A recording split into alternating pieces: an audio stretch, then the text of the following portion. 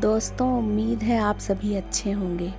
आज मैं आपको एक सस्पेंस से भरी हुई कहानी सुनाने वाली हूँ। तो आइए कहानी की तरफ चलते हैं। हमेशा की तरह आज भी आलोक हॉस्टल की छत पर किताब हाथों में लिए टहल रहा था। उसे इस तरह टहलते हुए 1 घंटे से ऊपर हो गया था। आज उमस कुछ ज़्यादा थी, हवा भी बंद सी थी। अब वो किताब बंद करके छत की चारदीवारी के पास खड़ा हो गया। हॉस्टल के बाहर काफ़ी बड़े बड़े पेड़ और हरियाली थी। पेड़ों का ये दायरा काफ़ी बड़ा था और दूर तक फैला हुआ था। छत से दूर से एक स्विमिंग पूल भी नज़र आ रहा था। आलोक अक्सर ही छत से उस स्विमिंग पूल को निहारता रहता था। कई बार उसकी इच्छा होती कि वो भी वहाँ जाकर स्विमिंग करे, पर चूंकि उसके एडमिशन को अभी 1 महीना ही हुआ था और अभी वो वहाँ कई चीज़ों से अनजान था, इसलिए सोचता कि कुछ समय बाद देखा जाएगा। वैसे आलोक को शुरू से ही खेलकूद में बहुत दिलचस्पी थी और स्विमिंग तो उसका पसंदीदा शौक था। पर अब जब से उसका मेडिकल में एडमिशन हुआ, तब से रूटीन ही बदल सा गया। वो एक कस्बे नुमा शहर का रहने वाला था। पीएमटी में उसकी अच्छी रैंक आई थी और उसे आसानी से इस महानगर में एमबीबीएस में दाखिला मिल गया था और हॉस्टल अलॉट हुए भी 1 महीना हो गया था। कॉलेज में पढ़ाई भी शुरू हो गई थी, साथ ही रैगिंग भी। अक्सर सीनियर्स अपने जूनियर्स की रैगिंग करते रहते थे। ये बात 90 के दशक की है। तब रैगिंग पर इतना अंकुश नहीं था। 1-2 बार वो भी रैगिंग की चपेट में आ चुका था। ऐसे ही धीरे धीरे वक्त निकलता जा रहा था। अब आलोक इधर उधर बाहर भी घूम आता था। वो चारों ओर के माहौल से अब काफ़ी कुछ तक वाकिफ होता जा रहा था। अक्सर छुट्टी के दिन वो दूर तक निकल जाता था। 3 महीने बाद उसका नया रूममेट भी आ गया था, जो पटना का रहने वाला था। उसकी भी खेलकूद में रुचि थी। अब आलोक की अपने रूममेट से पटने लगी थी। छत पर दोनों एक साथ ही टहलते थे। आलोक ने उसे दूर से दिखने वाला स्विमिंग पूल भी दिखाया। दोनों डिसाइड करते हैं कि अब आने वाले संडे को या कोई छुट्टी का दिन पड़ेगा, तब दोनों स्विमिंग पूल चलेंगे।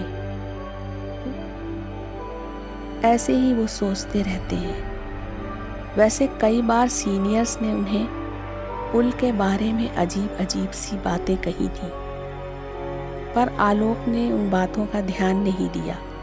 उसे लगा कि शायद वो कुछ शरारत करना चाहते हैं। आज संडे था, शाम के 4 बज रहे थे।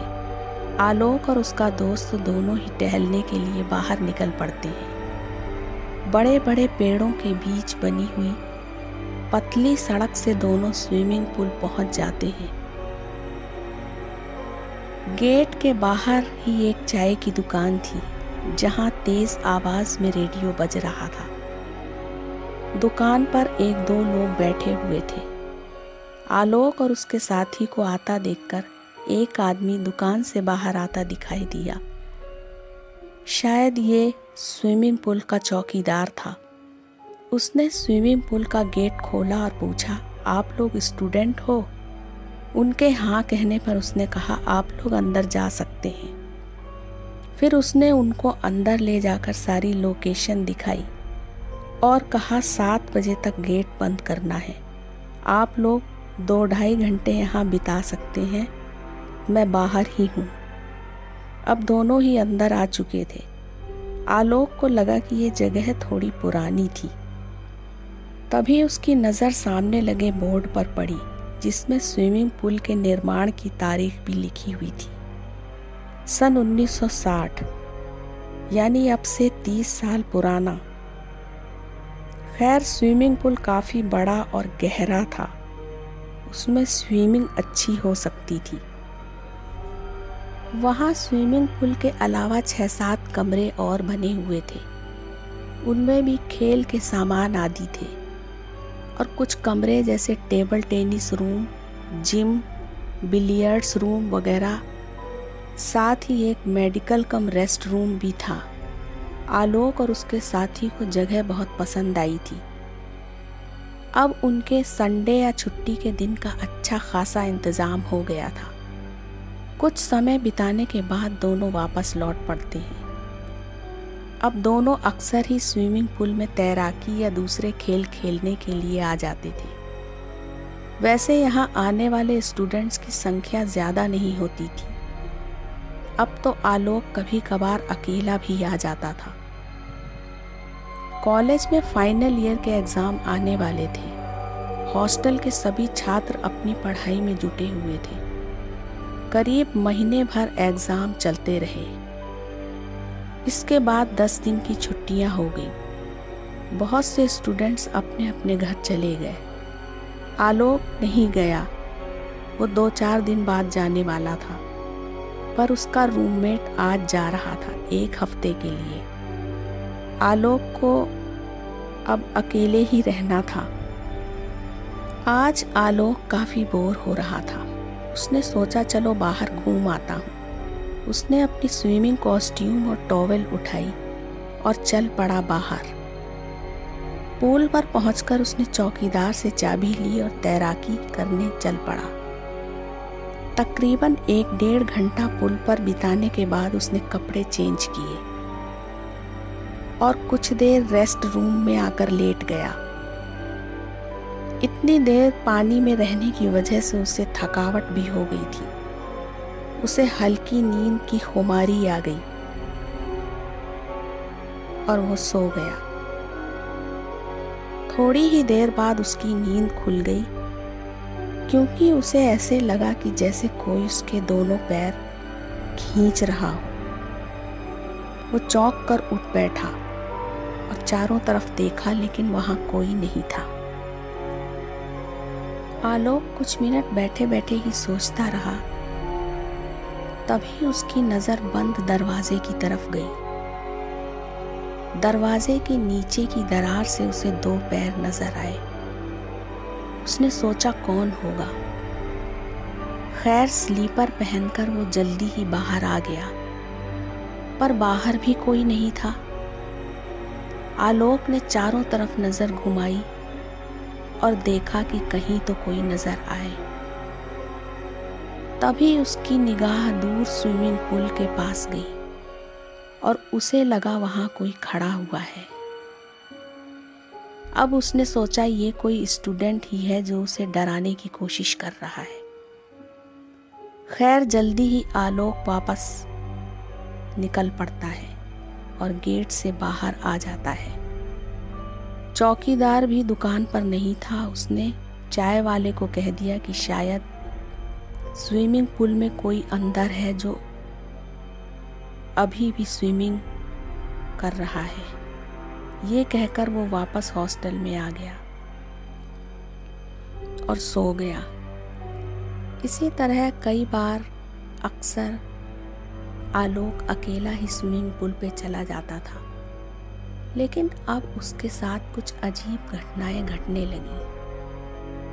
जब वो स्विमिंग करके वापस अपने हॉस्टल में आता और रात में सोता, तो नींद में ही उसे लगता कि कोई उसके पैर जोर जोर से खींच रहा है, लेकिन आँख खुलने पर उसे कोई नजर नहीं आता।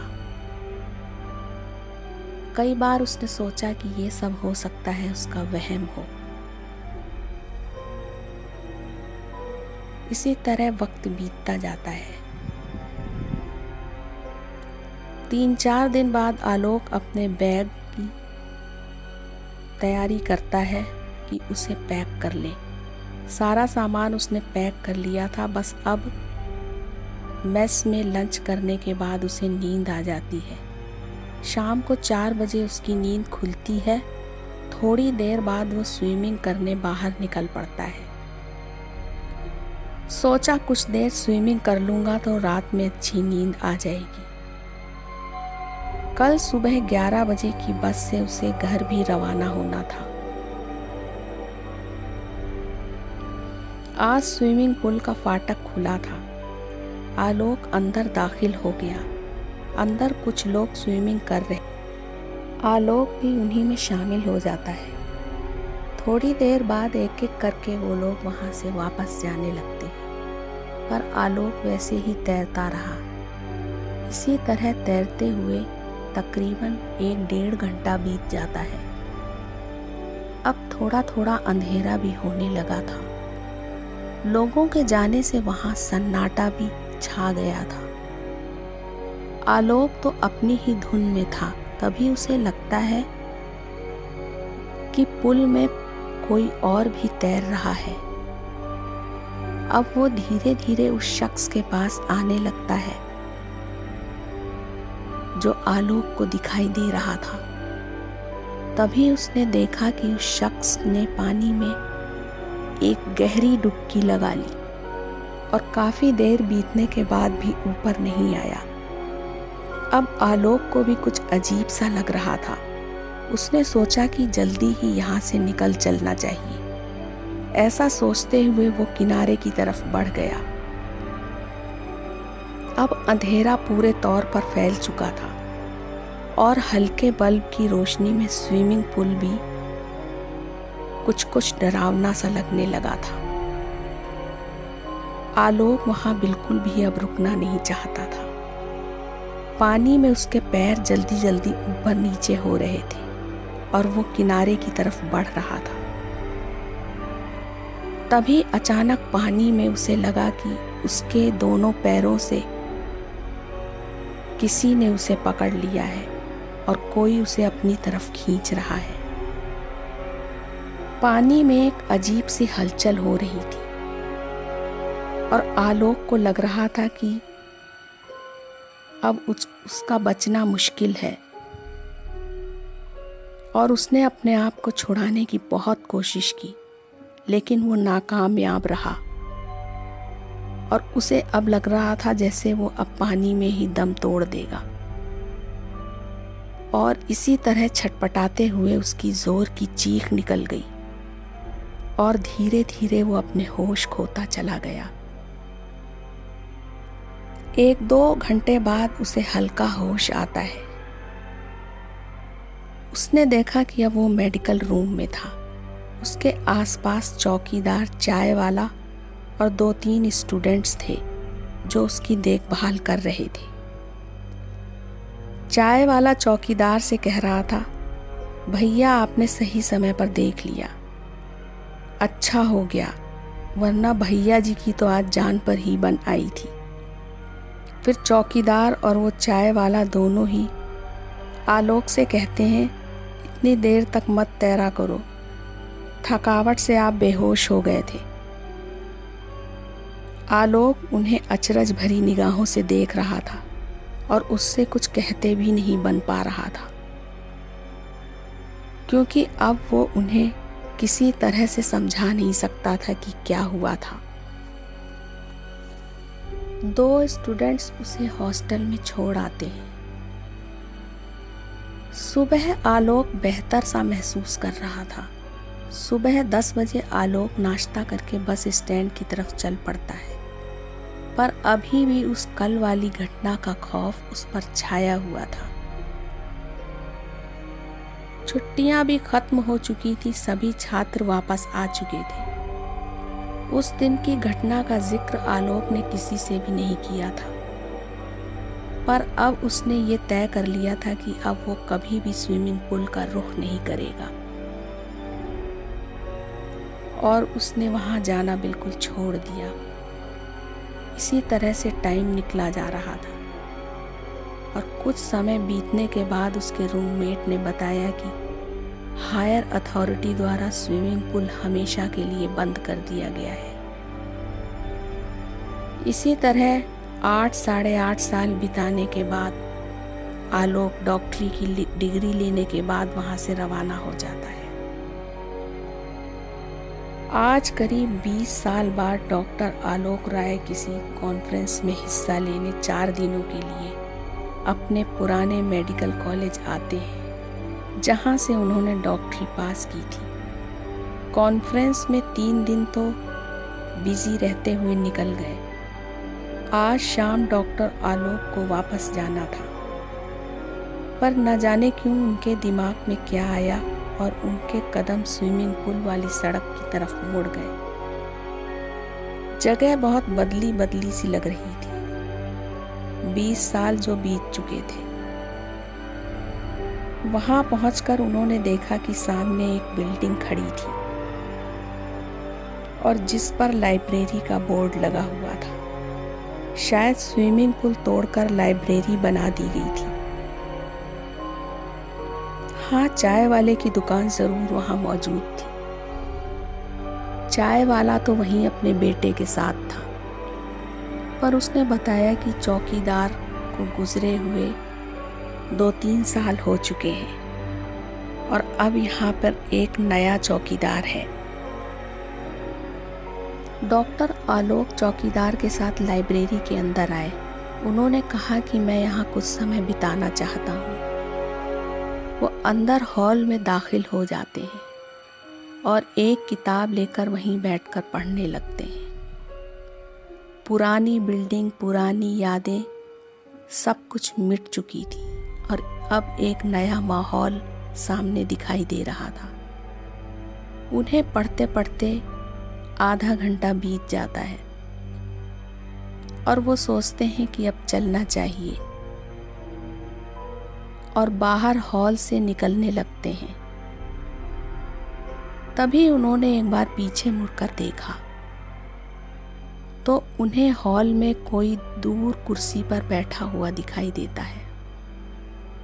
थोड़ा अजीब लगता है और एक ही झटके में उन्हें कोई पुरानी बात और वो परछाई याद आ जाती है और वो बाहर निकल आते हैं। लाइब्रेरियन से उन्होंने पूछा कि अंदर कोई और भी आया था, तो उसने बताया, डॉक्टर साहब, आज तो वैसे बाहरी लोगों के लिए लाइब्रेरी बंद है।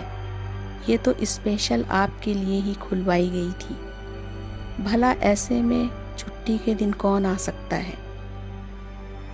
और डॉक्टर आलोक राय बहुत कुछ सोचते रह जाते हैं और उनके कदम वापस मुड़ जाते हैं। तभी दूर रेडियो पर बजने वाले गाने के बोल उनके कानों में सुनाई देते हैं। चाय की दुकान पर हमेशा की तरह एक गाना बज रहा था। गुमनाम है कोई, बदनाम है कोई, किसको खबर कौन है वो, अनजान है कोई, गुमनाम है कोई। तो दोस्तों, कहानी अब यहीं ख़त्म होती है। आपको क्या लगता है वो शख्स कौन था? मुझे कमेंट में ज़रूर बताइएगा। साथ ही कहानी को लाइक, शेयर व सब्सक्राइब करके बेल आइकन ज़रूर प्रेस कर दीजिएगा। अब मुझे इजाज़त दीजिए। जल्द ही एक नई रहस्यमय खौफनाक कहानी के साथ फिर हाजिर होंगी।